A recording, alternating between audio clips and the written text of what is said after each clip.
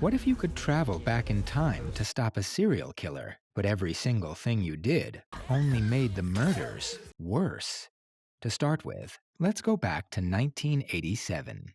A quiet little town called North Vernon. It looks like the perfect place for Halloween with parties, costumes, and teenage drama. But that year, everything changed. Three girls, Tiffany, Marissa, and Heather, all 16 years old, all killed within a few days of each other. And here's the creepy part. Each one was stabbed exactly 16 times. That detail is so brutal and specific, it gave the killer his nickname, the Sweet 16 Killer. The murders shook the whole town. Nobody felt safe. But after Halloween passed, the killings stopped. Just like that.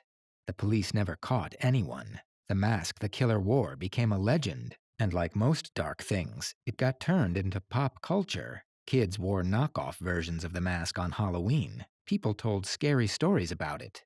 But the truth? Nobody actually knew who the killer was. Now, fast forward to 2023. The case is still unsolved, but people are obsessed with it again because of true crime podcasts. Welcome to the Sweet 16 Killer podcast tour. And one of the most popular ones is hosted by a guy named Chris Dubasage. He built his whole brand on this case. Every detail, every theory, every possibility, he covered it all. That's where we meet Jamie. She's a teenager, and her mom is Pam, who survived back in the 80s and lost all of her friends to the killer. Pam raised Jamie with this constant sense of fear. She was protective, cautious, and scarred from what happened. Jamie always saw her mom as the kind one, the strong one. But on Halloween night in 2023, everything changes. I've been worried about being murdered since I was 16. You thought I wouldn't be prepared? Pam is murdered. And the shocking part? It's the same masked killer. The Sweet 16 Killer is back. Or maybe he never left. After Pam's death, the killer also comes after Jamie. In a desperate escape, she accidentally travels back to 1987 using her friend Amelia's time machine. Here's the crazy part. Amelia didn't just build this thing for fun. Her mom, Lauren, was obsessed with time travel back in the 80s and left behind a half-finished prototype. Amelia had been fixing it up in secret, adding new tech to make it work. When Jamie ran to hide from the killer, she stumbled right into the booth. In an attempt to stab Jamie, the masked killer plunges the knife into the machine's control panel. The lights went wild, and boom, the time machine activated, immediately launching Jamie straight back to 1987. Back in 1987, Jamie decides she's going to prevent the murders of Tiffany, Marissa, and Heather. But here's the problem. Every time she interferes, things change, but not in the way she hopes. Tiffany and Heather still die, just in different ways. And then comes the hardest truth. Her mom, young Pam, wasn't sweet or kind at all. She was actually one of the bullies. She laughed at people, picked on them, and hung out with Tiffany, Marissa, and Heather. Jamie realizes the mom she admired was part of the same cruel group that drove others to misery. It's a heartbreaking discovery. The woman she grew up respecting, the one who seemed so strong and protective, had once been just as ruthless as the girls she pretended to stand apart from. Seeing her mom laugh at other people's pain forces Jamie to question everything she thought she knew about her family. Was her mom truly changed, or was the kindness Jamie knew just a mask?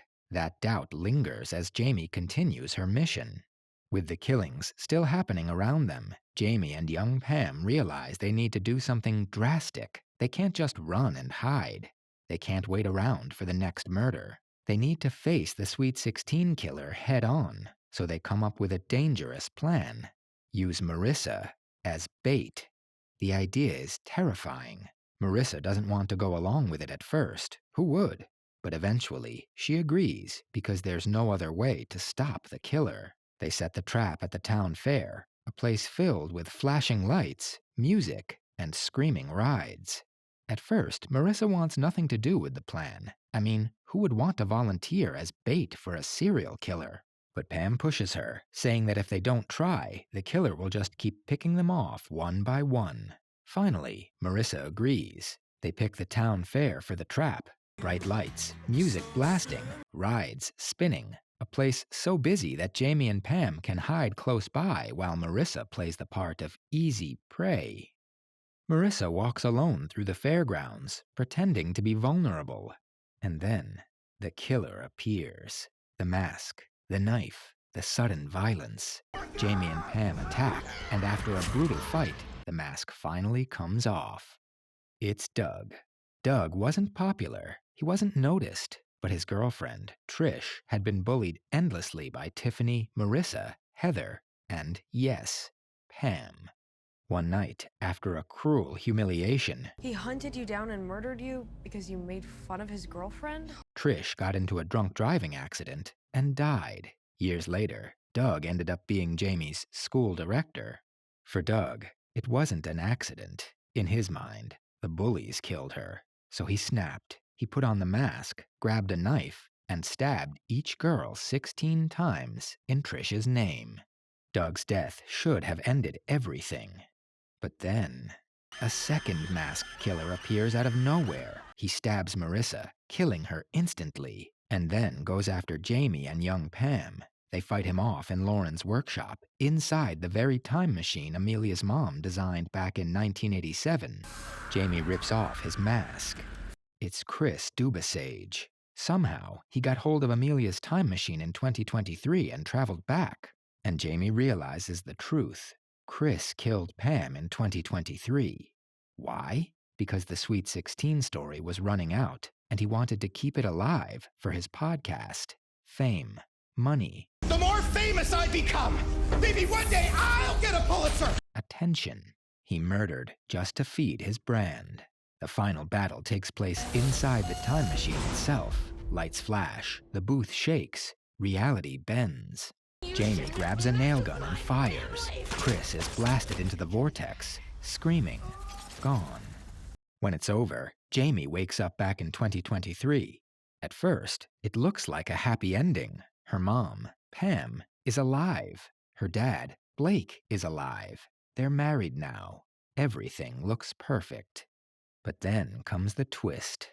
Because Pam and Blake got together earlier this time, Jamie now has a 34-year-old brother she never knew about. And Lauren, Amelia's mom, has written everything down in a book. Every shift, every change, every timeline. Which leaves one last big mystery hanging in the air. If every little change makes a new timeline, then how many versions of the Sweet 16 killer are out there?